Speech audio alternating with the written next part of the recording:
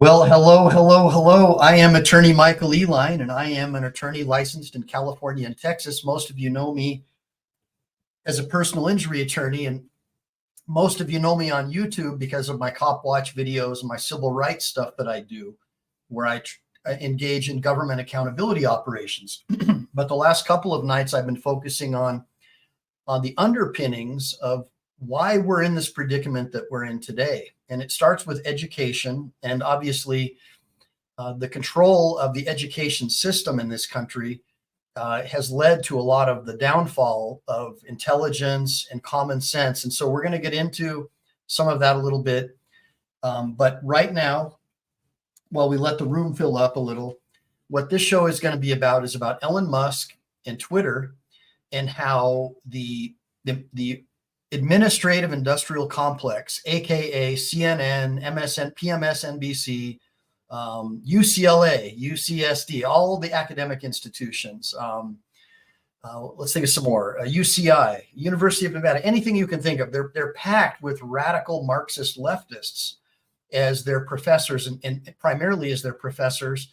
We saw at Columbia University, apparently, one of their law professors has been found in violation of plagiarism laws, but they went ahead and kept her on because they don't want to be accused of being bigoted or whatever.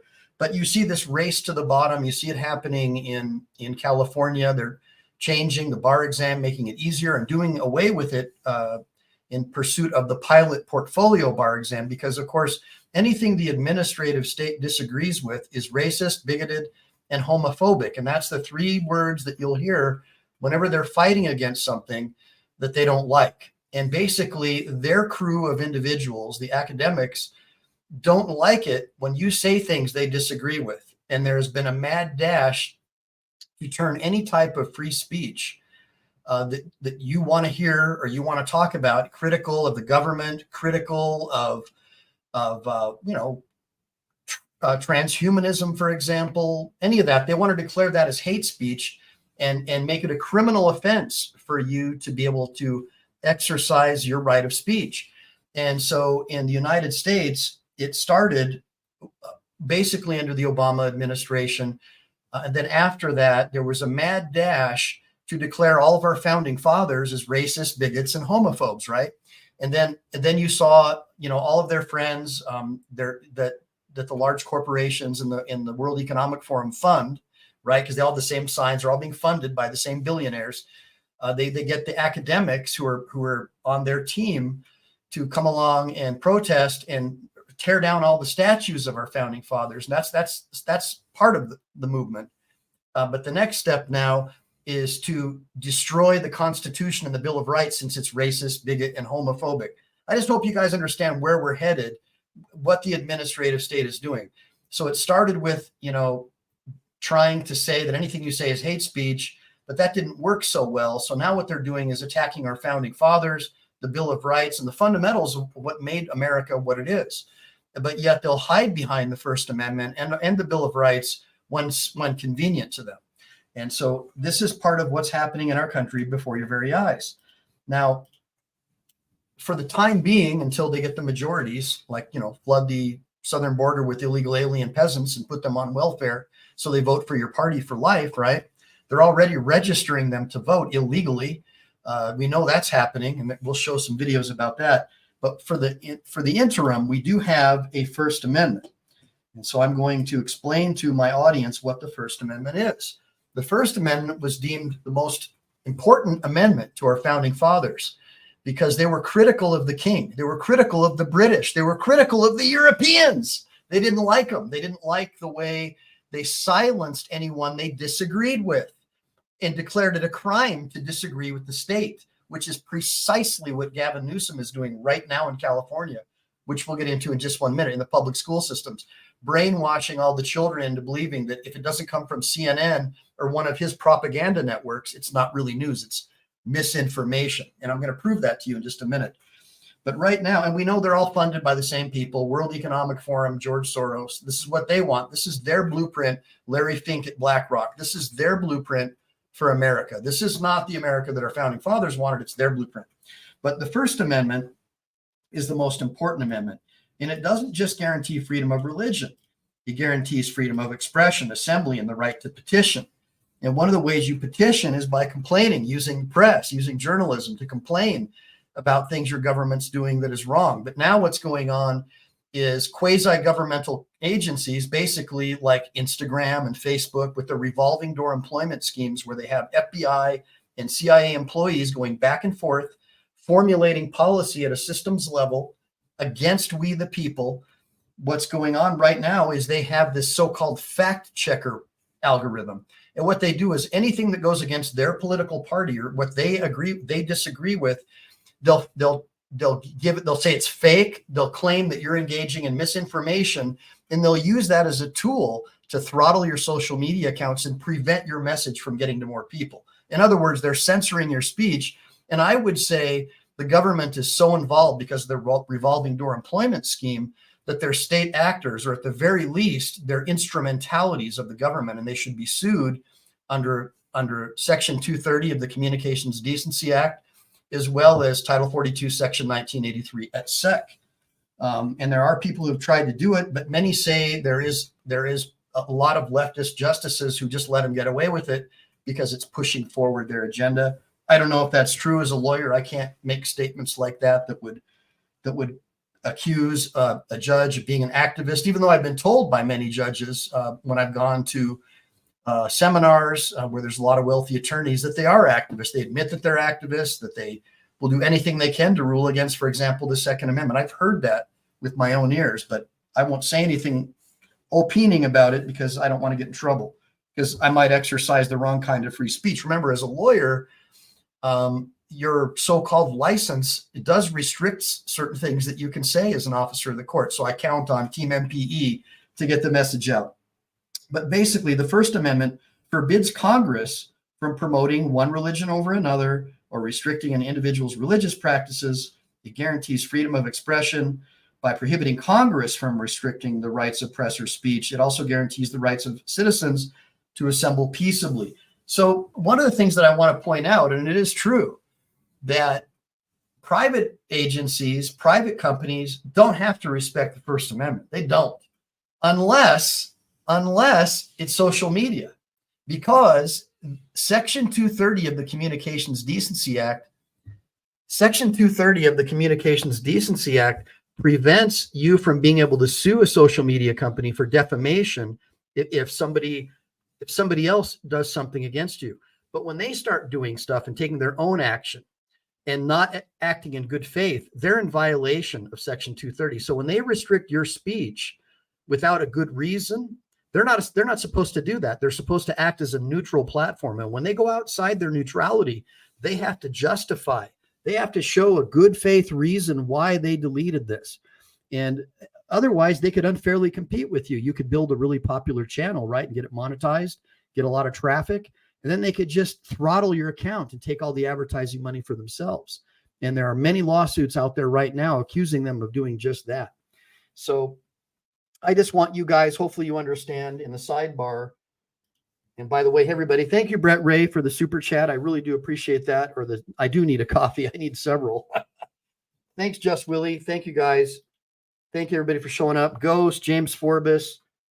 Hey, right on. Hello is for Suckers, BZ, Brick Jonesy, Let's OTVO, Chad Crum. All right, Jody Shiloh. I'm loving it. So, guys, I know this isn't like, one of these crazy cop watcher videos that's going to get 1 million views. And now I'm going, what the heck's going on? I'm going with a weird kind of thing right now. Let me see if we can fix this. Look at, I'm all blurry, guys. All right, well, let me see if I can fix this really quick. I don't know what the heck happened. Give me 1 second, guys. I'll play this video for you while we're waiting. Hopefully this won't be blurry. So, by the way, these guys up here in this video, these guys want the First Amendment to be restricted. These are the same people that would fact check you on Instagram or Facebook. These are part of the Great Leviathan. These people support the Europeans and what they're doing in the UK to basically throttle anyone's speech that they disagree with. So let's watch what these guys are doing.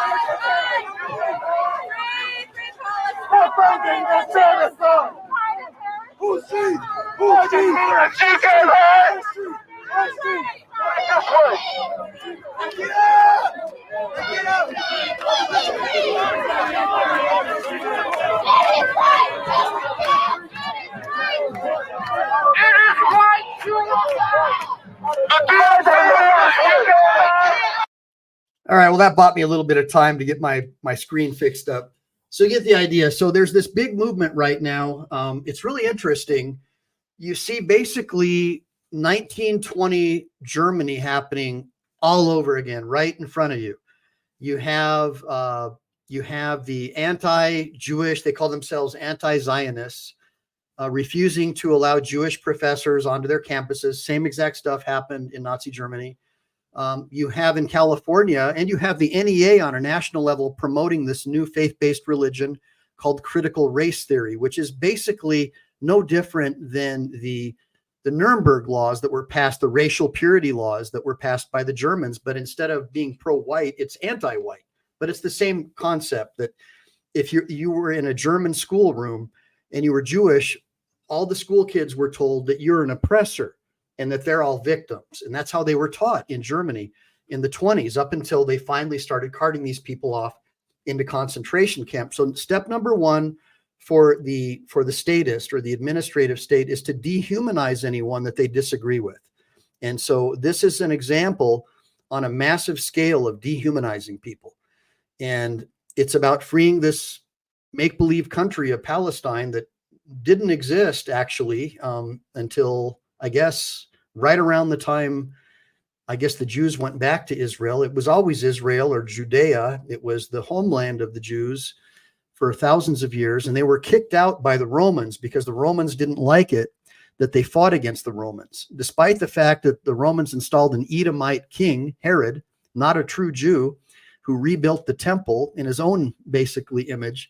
The Jewish people didn't like Herod. They didn't like the Romans. They didn't like it that the Romans put a fake leader over them. And what the Romans did is they kicked all the Jews out and dispersed them. And so that history is not taught anymore. It's just taught that the Jews came and kicked the Arabs out. And I'm not going to make an opinion one way or another on how they did it or what they did was fair or not.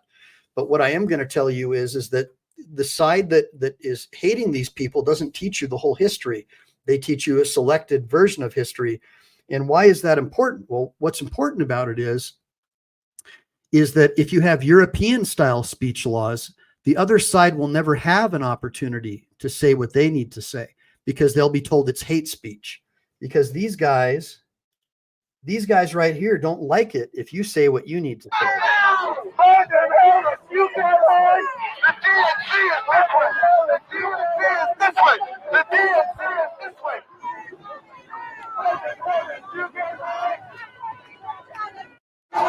All right.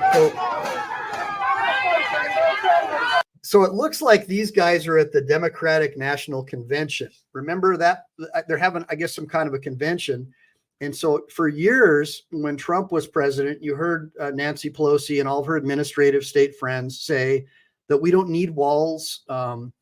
We should have an open border and just flood the country. It should be totally fine. And if you disagree, you're a racist, bigot, and homophobe. I mean, it's gotten to the point where these words don't even have any effect anymore on people because basically anything these people disagree with, they just call you a racist. And even though it's not even related, it has nothing to do with race. It has to do with national security and having a national identity and a culture. That's why you have a secure border. That's why you have a gate on your yard. And that's why you have a door to your front door to your house, because you don't invite people in who are strangers. You need to vet them first, right? You invite people in who you like and trust. And it should be no different on a national level. And that's right, Jeff. If you don't agree, you are being judged. That's right. That's right. So now, I've gone in a little bit. I've discussed a little bit about the Twitter files, right? I've discussed how Elon Musk, when he was able to purchase Twitter, he was able to get a lot of the emails back, even though they had one of their guys, I guess an attorney, and they're trying to burn everything. Musk was able to get a lot of the data back, probably not everything, but enough to prove beyond a shadow of a doubt that there were CIA, FBI, NSA, all these government employees that were working for Twitter and then going back and forth to government jobs and using their positions of power to try and threaten we the people, bringing back lists of people who said anything negative about Joe Biden, who said anything about the true story of the Hunter Biden laptop, the true story. They said it was Russian anything they disagree with, they'll also say it's Russian disinformation, especially if it's true. And we all knew the laptop was true from the very beginning. But if you talked about it, even if you had millions of followers, you know that Zuck and all of his friends over at Facebook and Instagram, they deleted your accounts. I had several of my accounts deleted when I tried to talk about it. The only reason my Twitter account was never abolished is I stopped using Twitter for several years because I saw that these radical Marxists had control of the company, right? So I was like, why even bother posting there? I'm just going to get my account immediately deleted. And so then people said, well, you're a conspiracy theorist for saying that. But the Twitter files, when they came out, they absolutely beyond a shadow of a doubt proved that there is a partnership between the ABC agencies and these big tech companies to go after Christians, white males, people who believe in the Bible, people who believe in having a secure border. Basically, anybody who is a traditional American. You support the Second Amendment. If you served in the military, you're the arch enemy of these guys. They don't like veterans at all, unless they're like a Waltz guy, a stolen valor guy, right? Who says he served in war on the record. And then their fact checkers come along and try to get your account banned, saying that you took him out of context. Are you kidding me? When someone says I carried a weapon into war, I took him out of context if I say you lied about it? Are you kidding me? And they ban your account for saying that? Are you kidding me? Think about that. Think about that.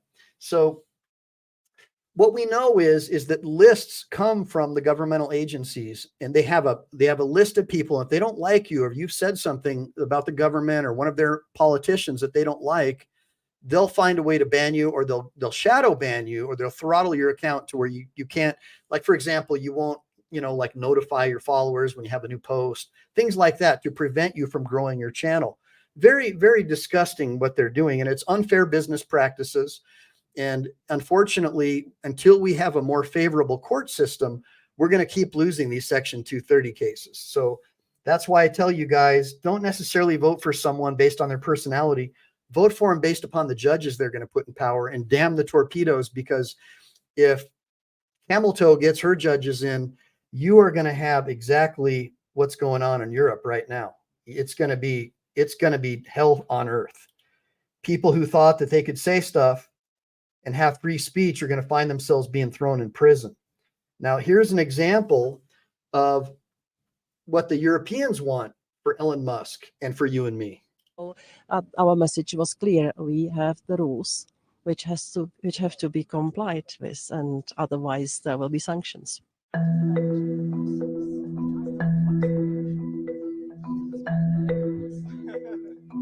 So I think that... Hold on a minute. Let's go back here. Let's just read this, because it just really cracks me up. Okay, you see that? The EU Commissioner for Values and Transparency. So the only transparency these guys want is their demonic Luciferian message. They want that to be transparent.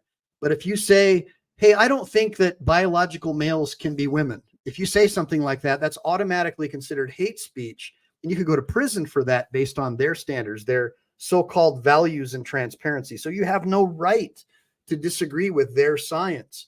And then, of course, they have the World Health Organization, run by a member of a known terrorist organization that's still on the terror watch list, in charge of the WHO. We have disinformation. Now we know that Wuhan was involved in this virus thing. We know that this thing was never safe and effective. We know that people were dying. My mother-in-law died of thrombosis after her second booster within days. We know that the government tried to bury that data for 75 years.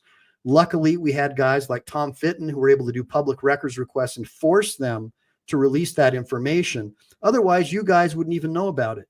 So when I see these comical Orwellian titles like EU Commissioner for Values and Transparency, and I know that she and all of her politician friends are receiving billions of dollars from these oligarchs who hate us and who want to put these things into our bodies that cause harm to us. I have zero respect for this woman or any of the things that they're trying to say. Let's keep listening to what this lady has to say. I think that the confidence has been weakened. And I had quite a high level of confidence when it comes to Twitter. I have to say that we worked with knowledgeable people, with the lawyers, with the sociologists who understood that they have to behave in some Are you kidding me? So let's get this straight, guys. We have a neutral platform that allows people to engage in free speech, allows them to say what they want to say pretty much, unless they're trying to kill someone, right?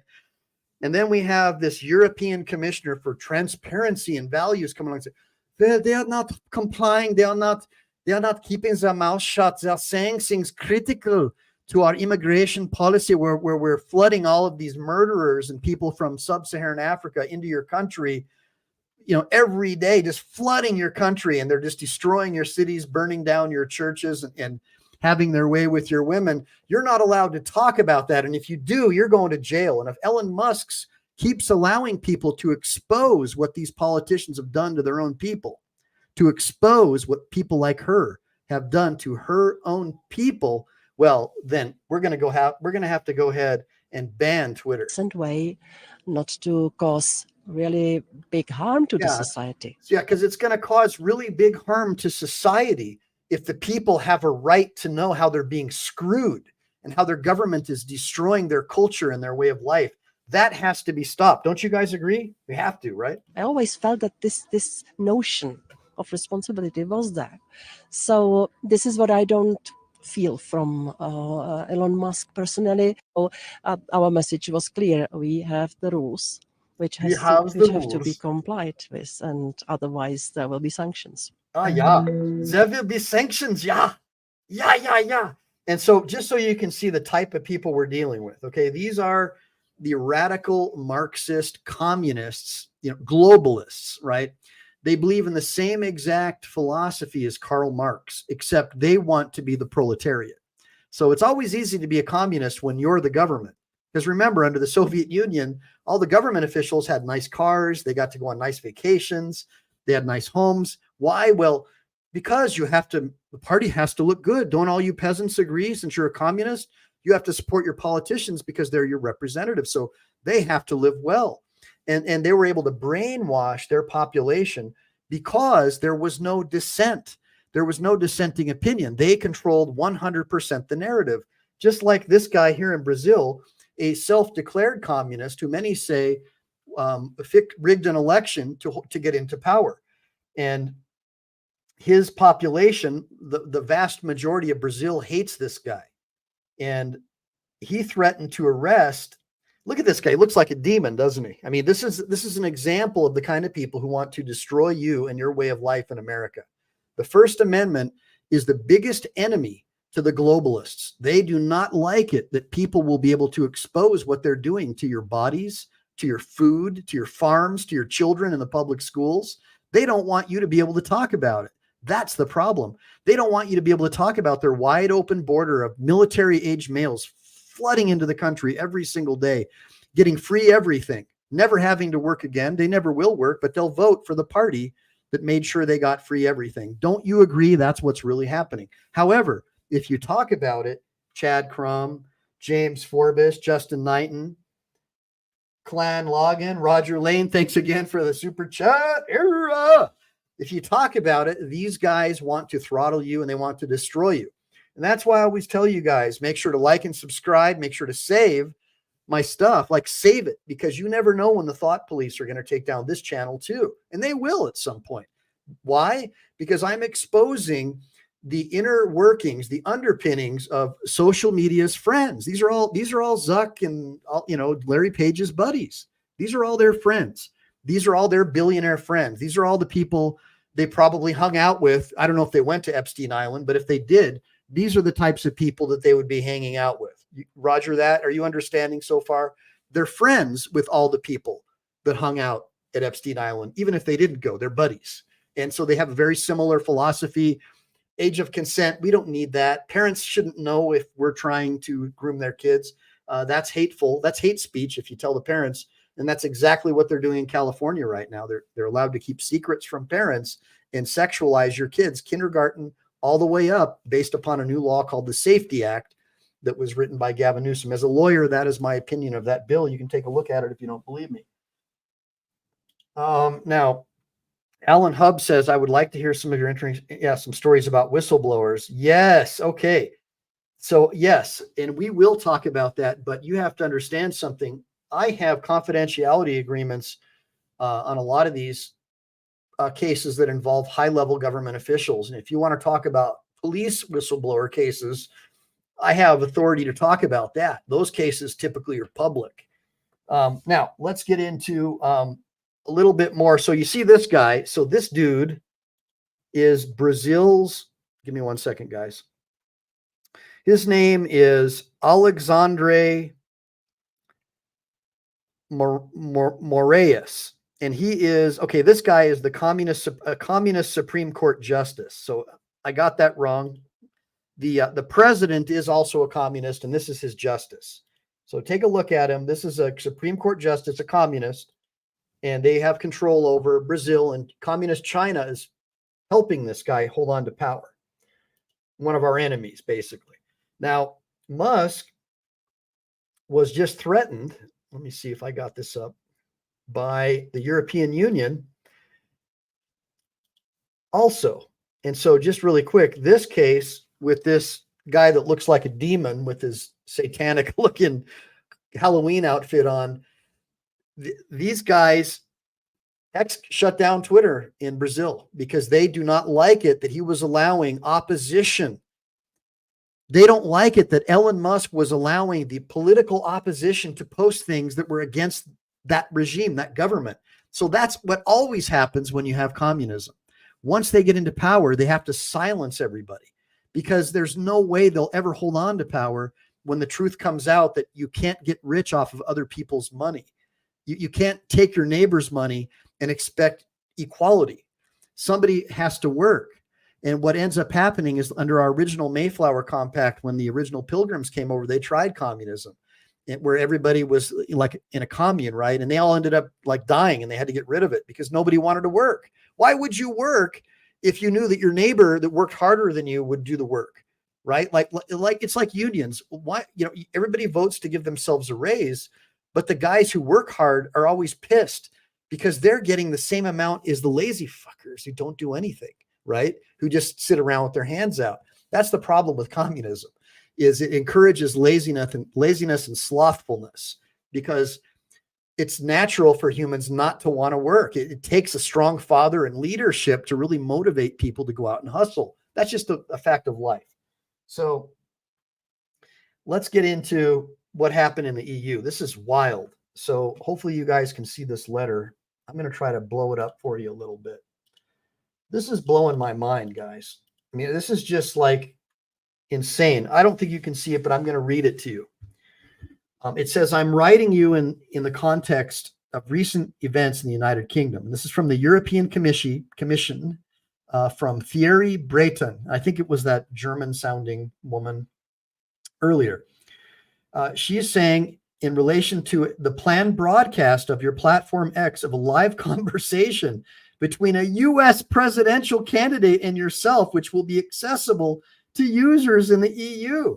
So they're saying that because Elon Musk interviewed Donald Trump, that was hateful. And that goes against European speech laws. I mean, they hated Donald Trump. He wanted to pull funding for NATO and force them to start paying their fair share. They didn't like that.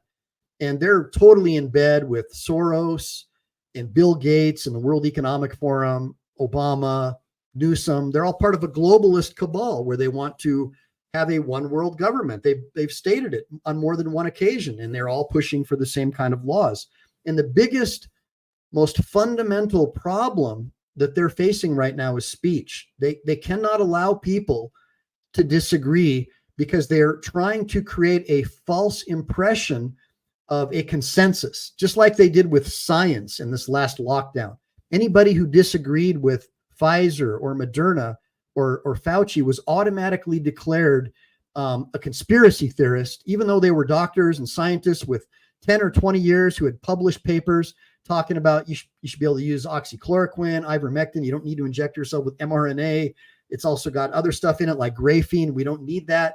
They were complaining about it. And they even signed, I think, a letter called, it was a declaration. I can't remember what it is specifically now, but they specifically were targeted by these same people, by the same people at the European Union. And we know that you can't sue pharma in the United States for negligence. So they're pretty much have free reign, pure profit. You can't really sue them. So they use a lot of that money to fund things like the Grammys, go after the minds of children, right? To fund politicians, like billions of dollars to political candidates. So as a result, they don't like it. They don't like it that you're talking trash on this stuff that could potentially kill you and your family, right? So the best thing to do is to silence people. And in this case, the European Union hates Donald Trump. And because they don't like Donald Trump, they don't think that their people should have the right to hear a conversation between Elon Musk and Donald Trump. So I'll read this letter to you. It's unbelievable. I mean, this is why we have a First Amendment, guys, because despotism always attacks speech first. Despotism always attacks speech first. Don't forget that. Always. It always has to shut down the opposition. You cannot allow your opposition to have a voice. You have to create a false sense of consensus. That's why everybody was like, well, all the scientists are saying, but it was like, wait a minute, no, that's not true. The scientists that were receiving money from pharma were saying that it was safe and effective, but the ones who refused money from pharma were saying that it wasn't. Remember that. Now, so here's the letter. I understand that you are currently doing a stress test of the platform. In this context, I am compelled to remind you of the due diligence obligations set out in the Digital Services Act, or DSA, as outlined in my previous letter. As the individual entity ultimately controlling a platform with over 300 million users worldwide, of which 1/3 is in the EU, that has been designated as a very large online platform. And it's all uppercase. It's a VLOP, right? VLOP. So that means that it's really, they have a lot of reach. So somehow that makes them dangerous, right? Because other people might hear the truth. So you have the legal obligation to ensure access compliance with EU law, and in particular, the DSA in the EU. This notably means ensuring, on one hand, that freedom of expression and of information, including media freedom and pluralism, are effectively protected. On the other hand, that all proportionate and effective mitigation measures are put in place regarding the amplification of harmful content in connection with relevant events, including live streaming, which, if unaddressed, might increase the risk profile of X and generate detrimental effects on civil discourse. And public security. Oh man, I'm guys, I'm feeling it. Are you guys feeling this? How's your papers, Mav? Where are they? You don't have any papers?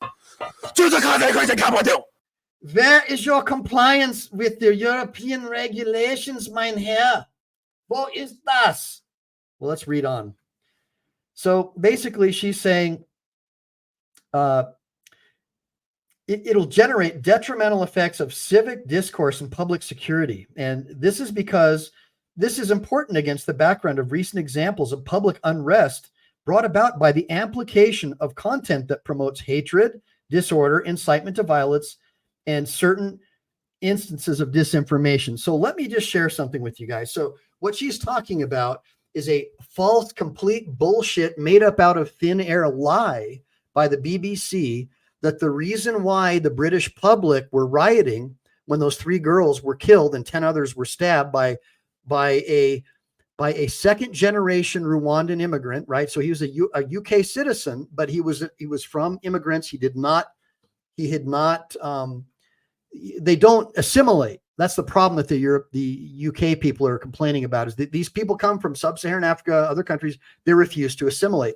So the BBC, some lady, an old woman, like 80 years old, posted something that she thinks that the guy was an immigrant and he's the one responsible for this. And so the BBC said, that's the email. That's the one that started the riot, with absolutely no evidence whatsoever. Zero evidence. Just like when Hillary Clinton said that the attack on Benghazi was caused by a racist YouTube video. Remember that? That was all proven to be a lie as well. This is right out of that same globalist playbook. Oh, it's racist to talk about these immigrants that your government has flooded your country with that are having their way with your women and children. No, it's not, guys.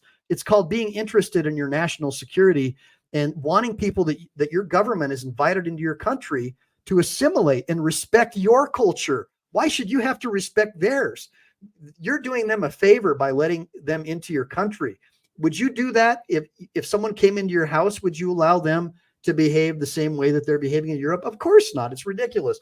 So this letter from this European commissioner is total bullshit. It's based upon nonsense. There is zero evidence that woman's Twitter post caused these people to start rioting against two-tier Kier.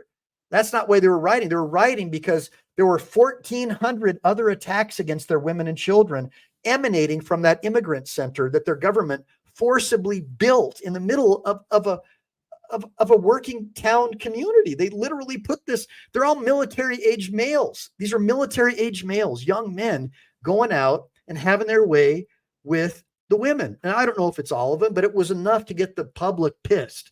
And so what does the EU and what does two-tier Kier do? They put out this bullshit that, oh, well, it was because of this post that this woman did and it was racist and that's why they're rioting. No, you incompetent politicians. It's because of your policies that they're rioting. Stop trying to blame Elon Musk. It's stupid.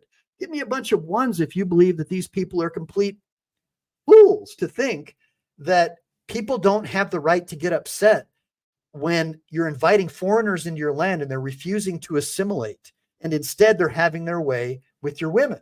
Give me a bunch of ones if you agree that I'm not crazy for thinking that that should be unacceptable, please. Now, let's get back into reading this letter, because this is just insane. I mean, the whole thing is just based on nonsense.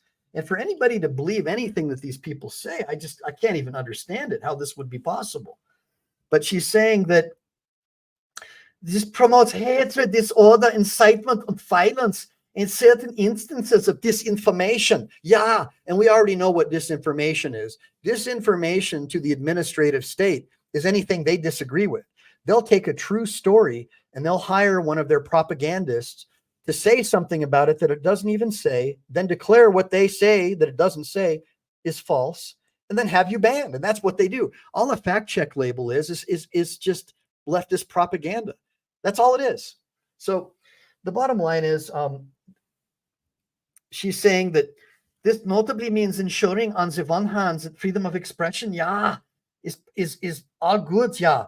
And then she gets down into, it implies that, one, informing the EU judicial and administrative authorities without undue delay on measures taken to address their orders against content considered illegal, according to national and/or EU law, taking timely, diligent, non-arbitrary, and objective action upon receipt of notices by users considering certain content illegal, informing users concerning the measures taken upon receipt of the relevant notice, and publicly reporting about content moderation measures. In this respect, I note that the DSA obligations apply without exceptions or discrimination to the moderation to the whole user community. Yeah. In the content of X, including yourself, is over 190 million followers. Yeah. So, which is accessible to EU users and should not be fulfilled in line with the risk-based approach of the DSA, which requires greater due diligence in case of a foreseeable increase in the risk profile. So it's basically a bunch of vague and ambiguous bullshit. There's no fucking way that anybody will ever be able to not be found guilty by the EU, because they have a vague and ambiguous bullshit law. And now they're saying that if you don't go along with what we say, you're engaged in hate speech, just exactly like what communist China already has in place. These people are following the communist Chinese playbook 1 billion%. And they're all being funded by the same billionaires. Don't forget about that. Now, it says, if the relevant content is accessible to EU users and amplified also in our jurisdiction, we cannot exclude the potential spillovers in the EU. So basically, if Elon Musk has Donald Trump on it for an interview, automatically that violates their policies. I mean, can you guys believe that? A former president of the United States, that's how powerful the World Economic Forum is. They own these guys. They lock, stock, and barrel. They own the European Union. This is another reason why our founders warned us against globalism and one world governments and whatnot, right? Why our parents talked about don't get involved in a one world government, don't take the mark of the beast, because this is the outcome of that. Now, and of course, the grand outcome is that everywhere you go, it's going to be just like in Canada. They'll have you on a list. If you disagree with the government, they'll take away your social credit score. They'll lock down your bank account. You won't be allowed to travel. And if you do, they'll ask questions like this. Where are your papers, Mav? Where are they? Oh, you don't have any papers? Oh man, I just can't help it. It's so funny. So hopefully you guys got an opportunity to kind of understand that. Now, the next thing we're going to get into is this guy. And we've showed this the other day. So this is the UK. Remember, the UK is not part of the European Union. They got out, thank God. But they still have all the same anti-American, anti-British communists like this guy, basically, running the show right now. They have two-tier Keir in charge. He's like the most unpopular prime minister ever. And they have guys like this in charge of the police force. And he also is going to go after Elon Musk because they don't like the idea of people being able to talk the truth and expose this murderous immigration program that was installed by these tyrannical politicians in the United Kingdom. Let's listen to them. We will throw the full force of the law at people. And whether you're in this country committing crimes on the streets or committing crimes from further afield online, we will come after you. Talk to me about that, because we have seen some high-profile figures whipping up the hatred. You talked about it in there with the officers, in fact, about this being added to by online commentary. I mean, I'm even thinking of the likes of Elon Musk getting involved. What are you considering when it comes to dealing with people who are whipping up this kind of behaviour from behind a keyboard, maybe in a different country? Being a keyboard warrior does not make you safe from the law. You can be guilty of offences of incitement, of stirring up racial hatred. There are numerous terrorist offences regarding the sort of publishing of material. All of those offences are in play if people are provoking hatred and violence on the streets. Okay, and again, we have to understand. So this guy puts out this report that Twitter caused all these riots. That's their cover story. There's too much free speech. So a lady put out a post that she thought that an immigrant had killed these kids. And we know that there were 14 other attacks by immigrants prior to that in the same area. And the guy looked like an immigrant. He was a second generation Rwandan. And he'd not assimilated, just like his parents had refused to assimilate based on the reports that we've seen so far. So he's another one of these immigrants that refuses to assimilate into the British way of life. And of course, the BBC says, he wasn't even an immigrant. He was really a Brit. So therefore, everything you're doing is wrong. And they also said, and by the way, he was a Christian. He wasn't even a Muslim. And people are scratching their head going, but that's not why we're rioting. We're rioting because we're sick and tired of the immigration policies that allowed someone like this into the country to begin with. That's what they don't understand. They don't get it. That it's their policies not forcing people to assimilate, not having a legal immigration program like other sane countries have, where you vet the people, make sure they can contribute to society. They never get welfare or a free cell phone or free hotels. That's absurd. No, they're doing this for votes and to redistrict and to replace the existing populace. They're trying to get people with lower IQs, people from countries that are uneducated, peasants, because they're easier to control. They do not want people with a civic-minded education. They do not want critical thinkers. Remember, Rockefeller imported our public education system from Prussia in order to have a prison-like education system that would control the population and make them loyal to him, the king, so they wouldn't retreat next time Napoleon attacked. That was the reason. When Rockefeller brought the public education system to our country and then started, giving out money in order to get the local schools to adopt it, and then ultimately got legislation passed to make it national, when he was doing all that stuff, that was basically what he said, is that I want a nation of workers, not of thinkers. So remember, prior to this, we had classical education in this country, classical education. Our founding fathers, many of them spoke 7 or 8 different languages. These were highly educated people, and a lot of them passed away by the time they were like 40 or 50. I mean, they were young. So there's no reason why we can't have that. But instead, since we've created the Department of Education, we've seen just a complete spiraling down of education. And instead, they're trying to push all this political garbage. They're, tampons in the bathroom stuff, and sexualizing kindergartners, keeping it a secret from their parents, that kind of stuff. They're not, education doesn't seem to be the priority of the educational industrial complex. Give me a bunch of ones if you agree. And then this is the outcome, is guys like this. And we'll come after those individuals, just as we will physically confront on the streets the thugs and the yobs who are causing the problems for communities. That's right. Heart taker, love taker, stomper. Yeah. So anyways, so I just want you guys to understand something. The European Union puts out a letter. They put out a freaking letter, right? Saying that Twitter is the reason why there's these riots and all these problems. It's Elon Musk that's responsible for this. But in reality, it's them. It's those politicians that allowed all these murderous thugs to come into their countries. And then they refuse to allow the local people to talk about it. When they do, they want to lock them up for 2 or 3 years. Are you kidding me? Do you think, is that what you want for America? Because that's what Gavin Newsom wants for California, based upon the laws that they've been passing in California. So think about that for a minute. Now, let's get into this other one. So yeah, that was that one. So I have this other kind of cool video, another European Union one. Let me see if I can get it a little bigger for you. May not be able to. May have to just zoom it out a little. All right, here we go.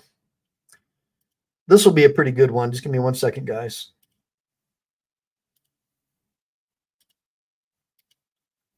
It's not even a video. Okay, so this is Sandro Gozi.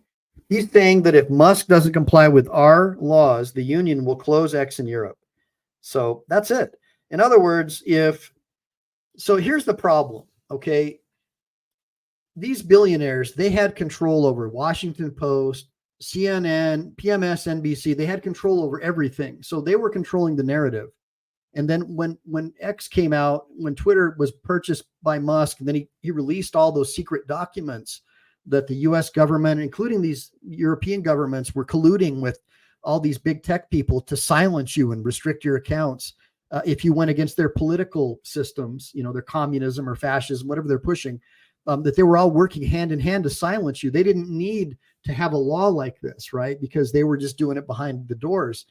But now that basically they're declaring anything that this guy does, they can just say that it's hate speech and just shut you down. So I don't predict that Musk will last. I think Twitter's done in Europe because there's no way to, because they're arbitrary and capricious regulations. They can just say it's hate speech and that's it. You don't have there's nothing you can do about it. And that's the same kind of thing that this clown's been trying to do in California. So let's just watch what he's got to say. This is unbelievable. Totally insane. Gavin Newsom just signed a bill that will mandate California school children be taught media literacy. And in Media the literacy. official press release, it says that it will protect children from climate change denial, vaccine conspiracy theories, and questioning what occurred at the Capitol. And this is just me reading the official press release. It's allowed, right? And this comes right after New York just announced their media literacy curriculum, which means they are now encoding teaching children not to ask questions into school curriculums. Why aren't more people talking about this? I mean, imagine going to the school board meeting and being told, our new curriculum is to teach kids not to ask question. Because what they're really talking about is teaching young people to look to reputable sources and then cross-reference. So if the New York Times reports it, great. If it's the New York Times, the Washington Post, and Reuters, you know it's true. But anyone who knows the history of the Church Committee knows that's complete nonsense, which is why I wrote a children's book about fake news, because authority could be purchased. So I actually write a fake newspaper for my students. You learn the logical fallacies, they scan the article for fallacies, and then fill out discernment charts. I know and how I know, I think I know and why, I heard, and I include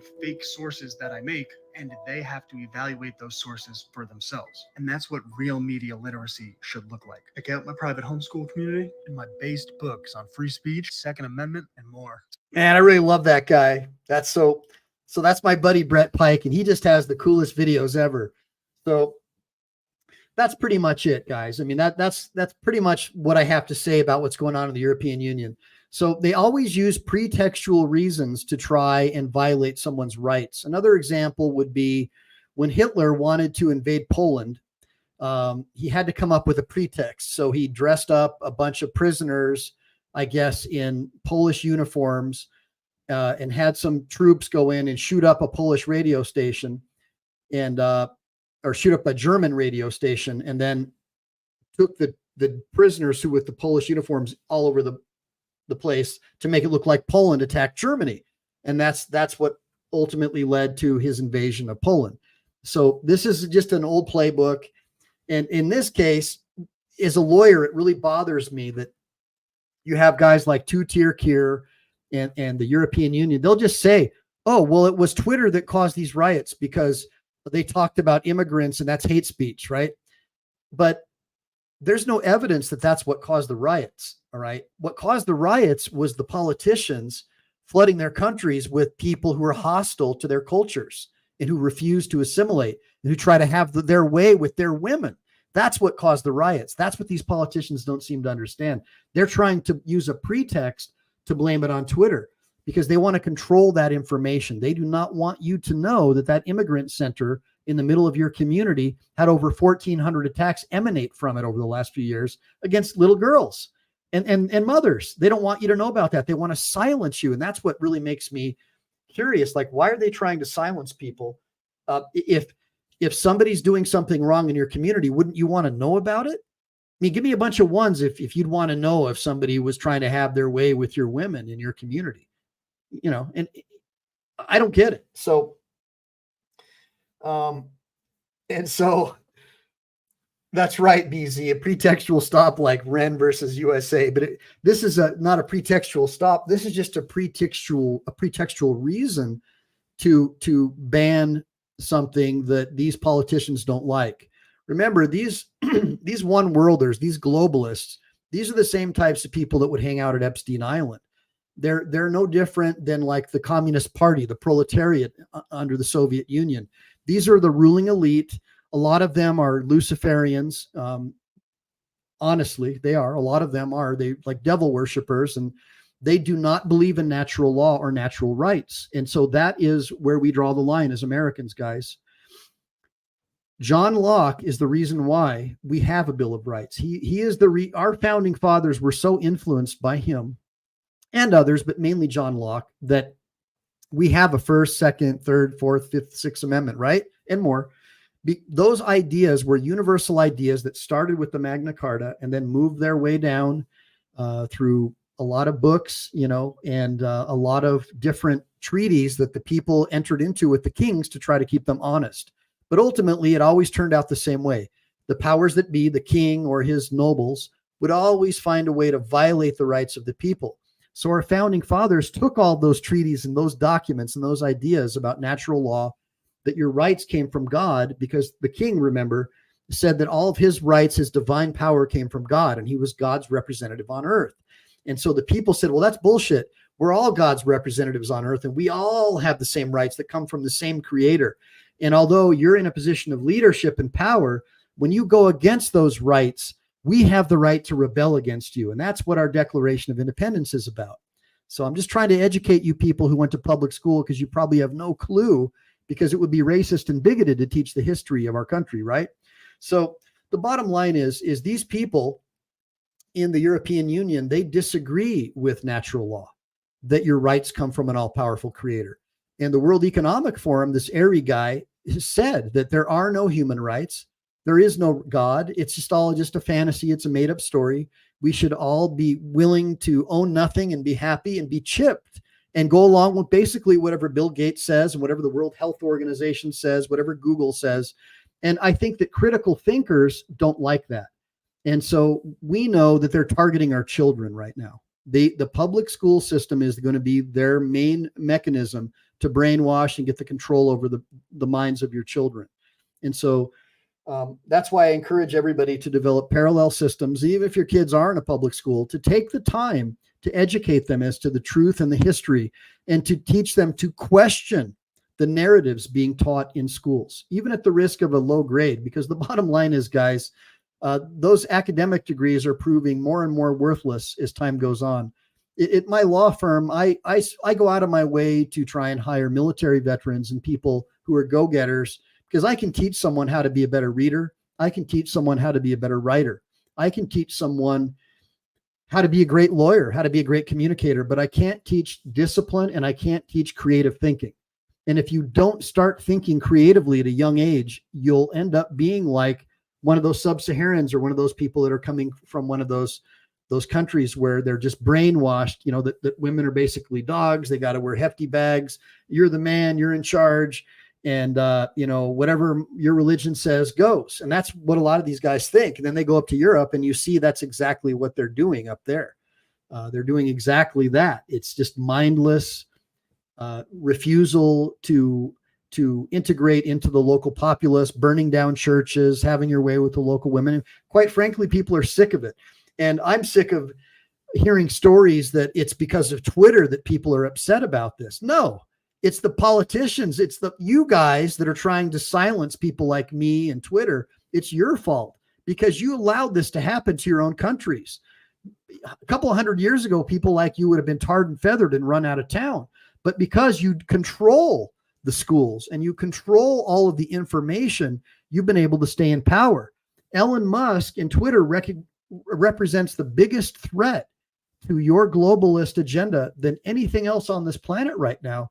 And I'll tell you, I never thought that before, but I'm seeing it happen in real time.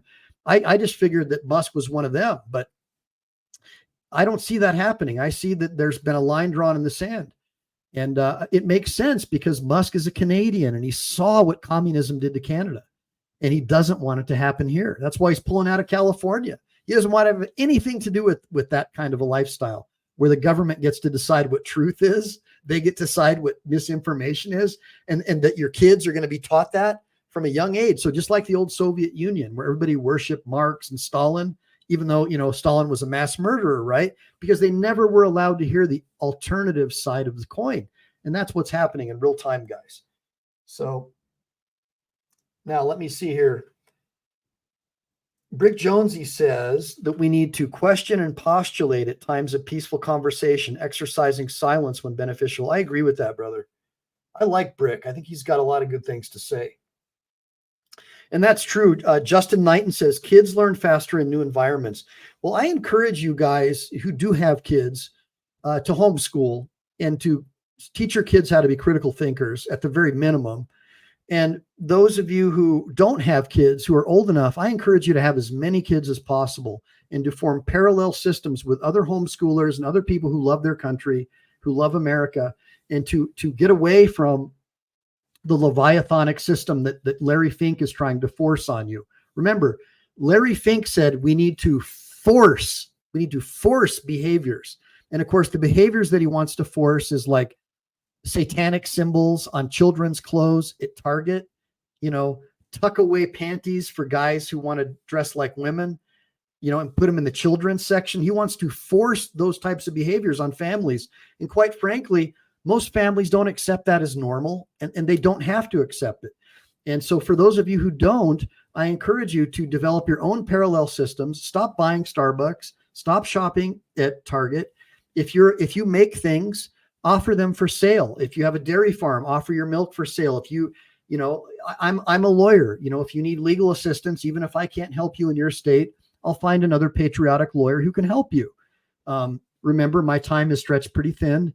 I do work a lot, but the idea is that we want to form parallel systems where we can help each other without having to rely upon these people who hate our way of life, who hate our Bill of Rights, and who call us racists and bigots just because we want to be left alone and not have all these weird humanistic things forced on us, right? We don't want that. I mean, we do not want schools like they had in Nazi Germany, where the Jews were told that they were oppressors and that the non-Jews were told that they were oppressed, which is exactly what critical race theory is in reverse. You shouldn't be telling children that a fellow student next to them is an oppressor. That's absurd. Martin Luther King's turning in his grave. You're supposed to judge people based upon the content of their character. Trying to dehumanize people based on skin color is what the Nazis did. And it's exactly what these same people are doing, like Gavin Newsom is doing. Why can't you people see what's going on? Why is it okay to do this? Don't you know the pendulum's going to swing back and come back for you? You need to stop this, people. You need to put an end to this. This is nonsense. You need to end the Obama era and move into the era of liberty. We need to get out of that, guys. Let's move on. All right. So let me see here. Mia Taro says, wait, Roger Lane says no moose knuckles. Oh boy. And Clan Lagan says, buy land out of the cities. I moved on to 50 acres. Live so happy now. Now, Clan Lagan, does that mean you're a Scot, man? Because I got a wee bit of Scot in me, man. I used to live in Motherwell, mate. It was great. Aye.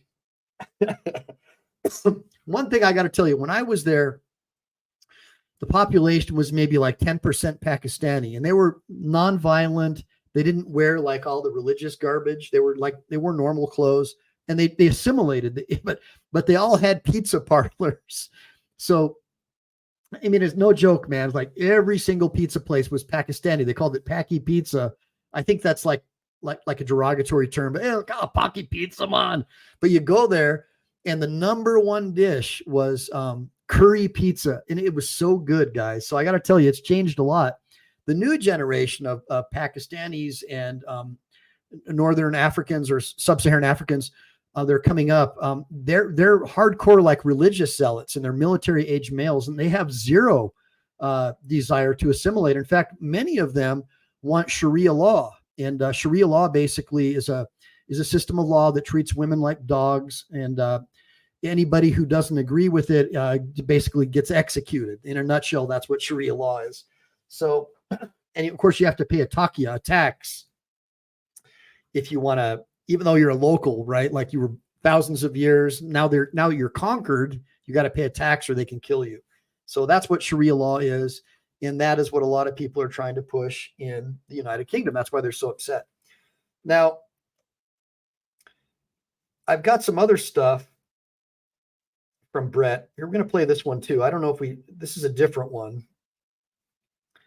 California has a new. I don't know if we watched. I think this is like a little different version of what we just saw, but let's take a look. Another one from Brett, my buddy Brett. Oh, Brett. California has a new initiative to teach media literacy to its kids, and Gavin Newsom just signed it into law. The author of the bill says it will protect children from disinformation and misinformation online. In his official statement, he said it will protect your kids from climate change denial, vaccine conspiracy theories, and questioning what happened in January. So what they really mean by media literacy is teaching your kids that truth comes from authority. But what your kids should be learning is that that's an appeal to authority, and they should be studying the logical fallacies. I actually write a fake newspaper and have the students scan our articles for logical fallacies. All the information in the articles is sourced. I love creating these, by the way. And then we have our students evaluate each source and judge its value for themselves. And then we have them fill out discernment charts, what I know and how I know it, what I think and why I think that, and what I heard and where I can look. Because media literacy should be about giving young people the confidence to discern truth for themselves. Not that truth comes from these people, and definitely not this guy or the Joker over here. Check out. Oh man, give me a bunch of ones for Brett. That is the best. The Joker over here.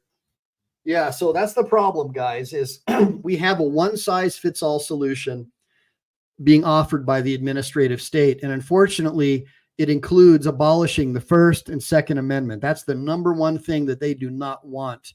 There is a massive move in the state of California to declare anything that Gavin Newsom and his single party state oligarchs over in California, anything they disagree with, they want it declared as misinformation. And now it's going to be taught in all the public schools that the only true information is what the government tells you is true. If that doesn't remind you of Nazi Germany, guys, then you clearly are not a true student of history. And that's scary to me. That tells me that your public school is doing exactly what they're being accused of, which is keeping the truth from you because they want history to repeat itself. And so I just want you to be aware of that. And let me see here. So anyways, let's we had a pretty decent show today. Do you guys want to watch any more Brett Pike videos, or should I call it quits? Because I love watching his videos. He's got a bunch of other ones if you want to just mess around and watch some of them. If not, give me a bunch of ones if you want me to play some more Brett Pike videos. If not, we can do something else. Thanks, Mia Taro. I appreciate that. Yeah, I do get a little emotional, guys. I will, Mia. I will. Wanda. Yeah. I do get a little emotional sometimes because I have kids and I see the progression. You know, they call them progressives for a reason, but it's a progression away from our values into a Luciferian satanic system of government where you have no control over your life unless the government says that it's okay. And that's precisely goes against everything that our founding fathers wanted. Individual rights is the hallmark of an American. You can't even have minority rights until you respect the rights of the individual. Remember that all democracy is where two wolves and a sheep show up for dinner and decide what's on the menu. A republic is where two wolves and a well-armed sheep show up and decide what's on the menu. In a republic, the rights of the individual are given weight over the rights of the majority because our founders realized that the majority could vote away your property and could vote away your rights, which is precisely what's happening in California right now. Our founding fathers, almost to a T, argued specifically against democracy. There's not one mention of the word democracy in any of our founding documents. It's not there because we're a republic, and our founders did not want the mob to have the ability to strip away your freedoms. And that's exactly what happens under a true democracy. The mob has the right to vote away your rights. So I could vote to take away your toothbrush, and if more than 2 votes and you're one, well, then we get your toothbrush. That's a democracy. In a republic, you have laws. You have a Bill of Rights, for example, that bind the government by the chains of the Constitution. And that's why I encourage all of you guys to come to my show and learn, because they're just not teaching people this stuff in schools anymore. Now, see if I can find any other cool videos from Brett, and we'll go on to the next. We'll do another cool one and we'll go from there. So let's see what we got here.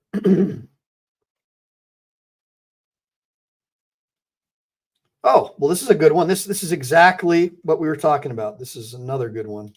Give me 1 second, guys. According to ChatGPT, if you go back to 1979, America was in a race with the Soviet Union and Japan for the status of best at math and science in the world. But as of 2018, America is 24th in science and reading and 38th in math. That's all the way down here. So what changed in 1979? The Department of Education. Well, isn't that interesting? But it's not surprising to anyone who pays attention and is able to think for themselves, because the people in power prioritize ideological indoctrination over academics. Just look what they did to our kids back in 2020. Or this mom who was kicked out of a school board meeting for sharing a book that was found in the school library. The book was in the school library. And I mean, I had to black out the picture because it really is that graphic. And this is what academics has become in America. I'll compare that to this study on homeschool performance. The average homeschooler is 89th percentile in reading, 84th in math, 86th in science, 84th in social studies, and outperforms the average public school student on the SAT and ACT. Not to mention, if you've ever been around homeschoolers, they are way more entrepreneurial than Yep. the average student. And this is why over 3 million people are now homeschooling. So check out my private homeschool community and to give your kids an education on the things that actually matter, like the Bill of Rights, the Founding Fathers, real civics, financial literacy, and entrepreneurship. And check out my books on the Bill of Rights. You guys get the idea. This guy's awesome, man. I mean, how can you not love this guy? Everything he's saying is true.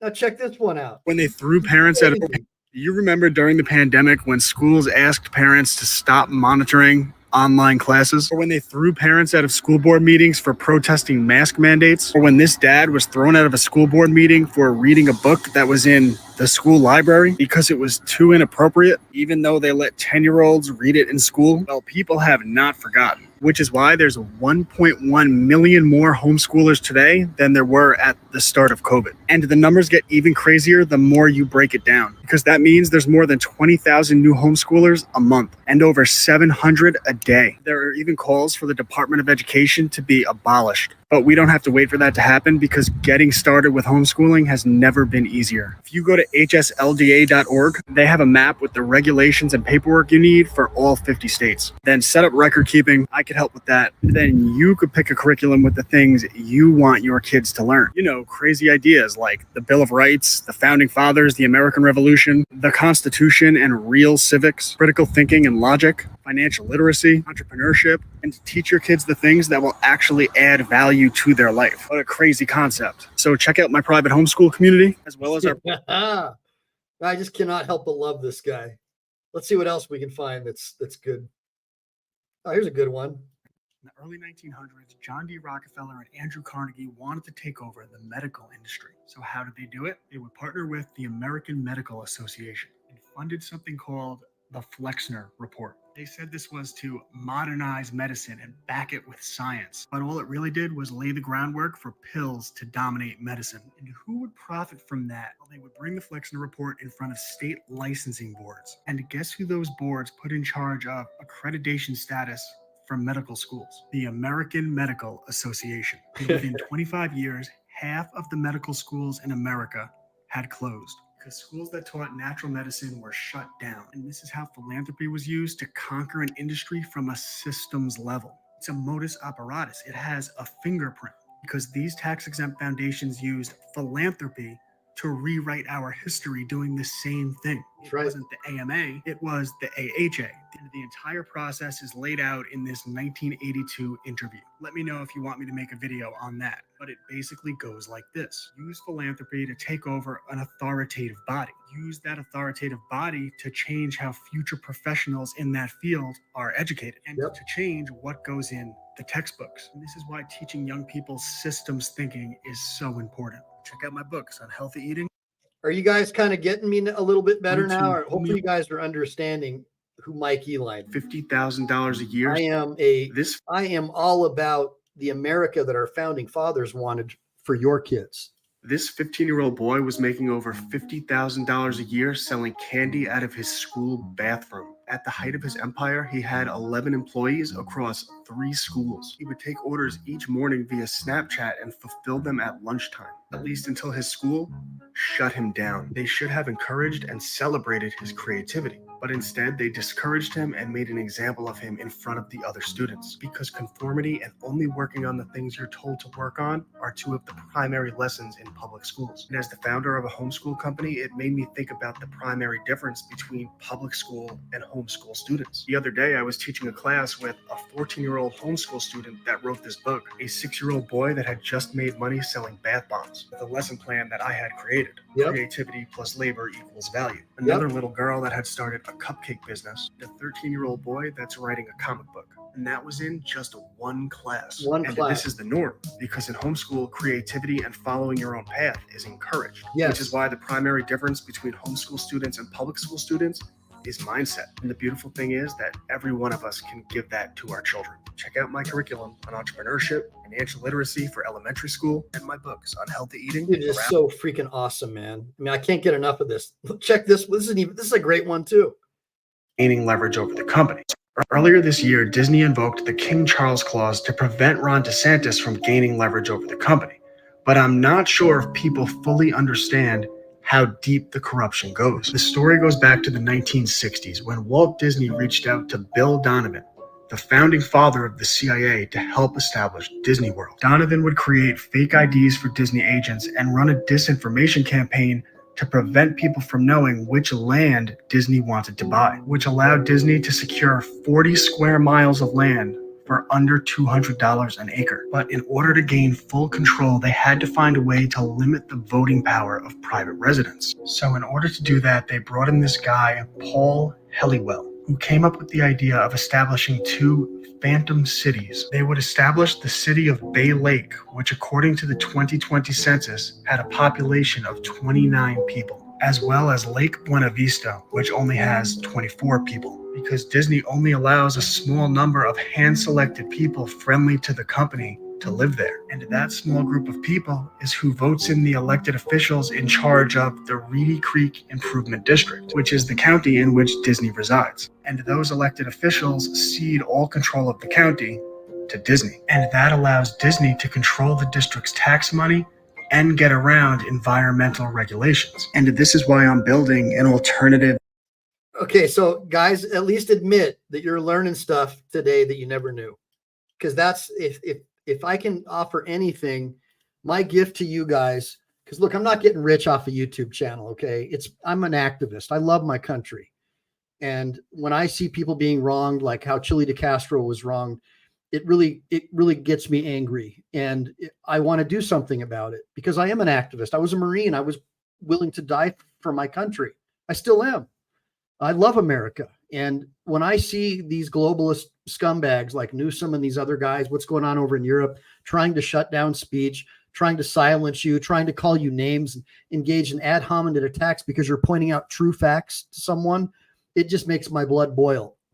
And so I know I'm not doing a cop watch or a civil rights law kind of video tonight, but hopefully my loyal followers will understand, why this is also important too. Because we can complain about police and we can complain about the government all the time, but until we know about how it became this way, we can't undo the bad parts of it, because government is a necessary thing. Unfortunately, less government is more freedom. That's the problem that they don't seem to understand. You need to have a limited amount of government, but it needs to be limited. And that was the basis of our Constitution. Limited government, right? Now it's considered to be racist or something to even discuss limited government, or you're anti-government, right? Because that's being pushed by these globalists. And why are they pushing that? Well, because these billionaires, these big pharmaceutical companies like the WEF, BlackRock, they own all these politicians, lock, stock, and barrel, both parties. And so at a systems level, they've been able to do that through philanthropy and all this other stuff. And that's why it's important for you to watch these videos and learn from guys like Brett and I, because at least now you see how they did it. There's nothing preventing us guys from forming our own parallel systems and doing what they're doing, but doing it for the greater good instead of doing it for evil.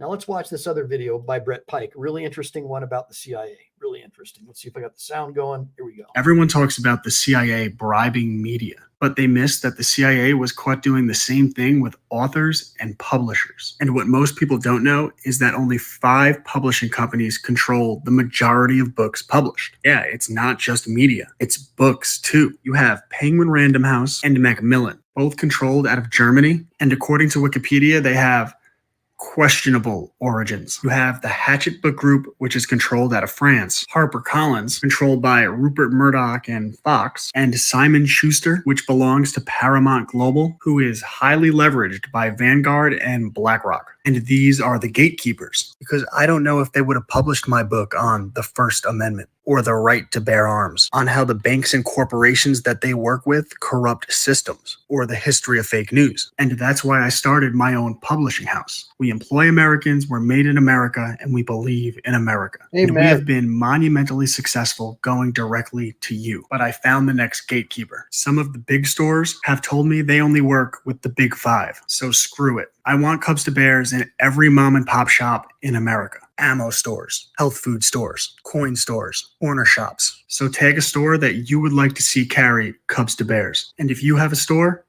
contact me. Man, guys, so I'm going to become, I want to become part of his organization.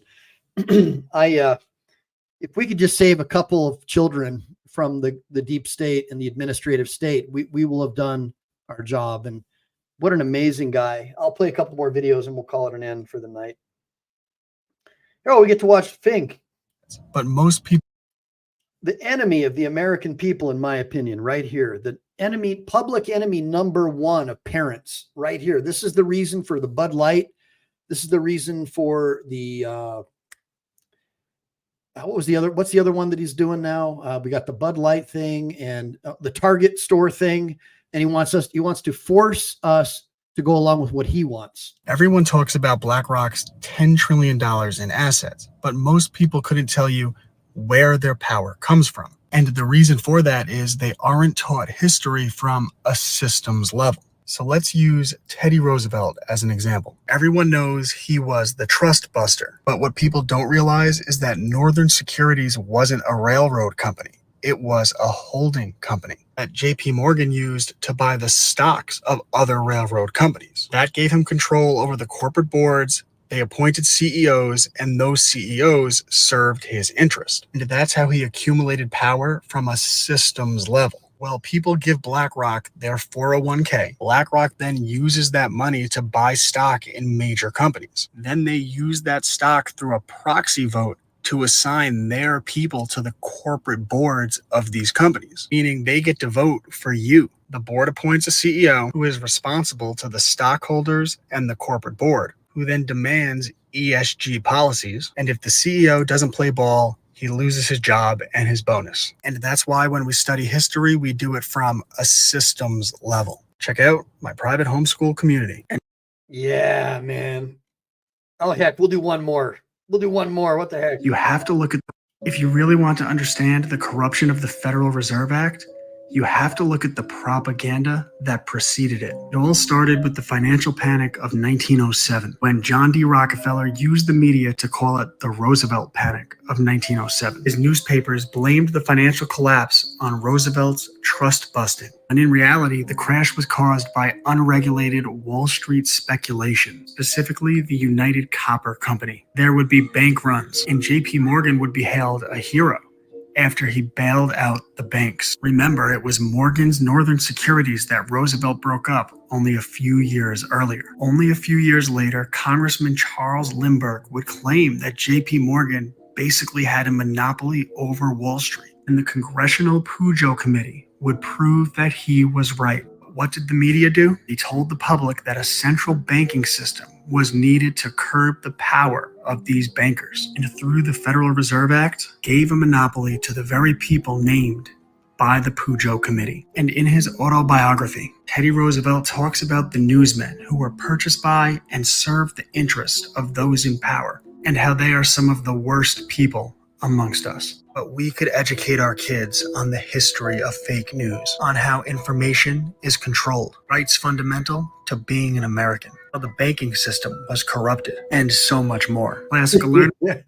All right, one more. I can't help it, guys. Yeah, are It's so bad. good. Wait until you learn about the 5 companies that basically control all of book publishing. And I started to look into this after I learned that Ghislaine Maxwell's father, Robert Maxwell, attempted to, but ultimately failed to merge with McGraw-Hill. And since I have this book published in 2002, because now we know about this, it really piqued my interest. So the first thing that I saw was Maxwell's company was called Macmillan Inc. So I said, oh, one of the big 5 publishing houses. But that was wrong. Macmillan is a different company, privately owned out of Germany. It was started by this family, specifically George, and according to Wikipedia, then you have Penguin Random House, controlled by this private company out of Germany, which at one point was ran by this guy. And according to Wikipedia, anyway, the company did a whole investigation into this, and they say the entire thing is exaggerated. And Wikipedia is not exactly committed to